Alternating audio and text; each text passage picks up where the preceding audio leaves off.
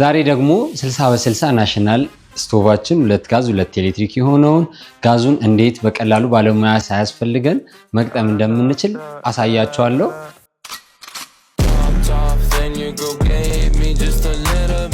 ያው በመጀመሪያ ደረጃ ጋዝ የተሞላ ሲሊንደር ያስፈልገናል።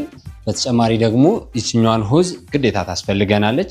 ጋዙን እንደምናስቀምጥበት ርቀት ይወሰናል ማለት ነው። ሆዙ በቀላሉ የሚቆረጥ ስለሆነ መቁረጥ አድጀስት ማድረግ እንችላለን።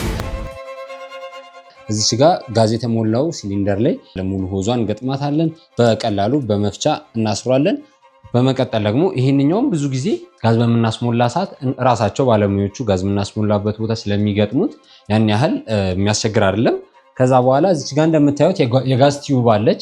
እዚች የጋዝ ቲዩብ ላይ ይሄንን ሆዝ በቀጥታ እንከተዋለን ማለት ነው። ምንም ነገር የምንፈታው ነገር ወይም ደግሞ የምናጠብቀው የምናላላው ነገር የለም። ይህንን እስከ መጨረሻ ላይ ድረስ እናስገባዋለን።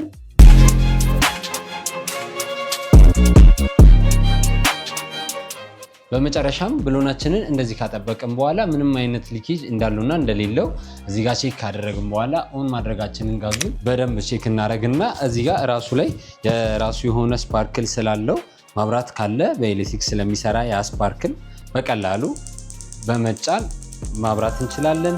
ማብራት ደግሞ ከሌለ ክብሪት በመጠቀም መለኮስ እንችላለን ማለት ነው። በመጨረሻም እንግዲህ እዚህ ቪዲዮ ላይ እንዳያችሁት በጣም ላገጣጠም ቀላል፣ እንደገና ደግሞ ብዙዎቻችሁ የሚያሰጋችሁ የደህንነት ስጋት ምንም የሌለበት 100% ሴቭ የሆነ ከሲሊንደሩም ከስቶቭም በቀላሉ ማጥፋት የሚቻል ሴፍ የሆነ ስቶቭ ነው።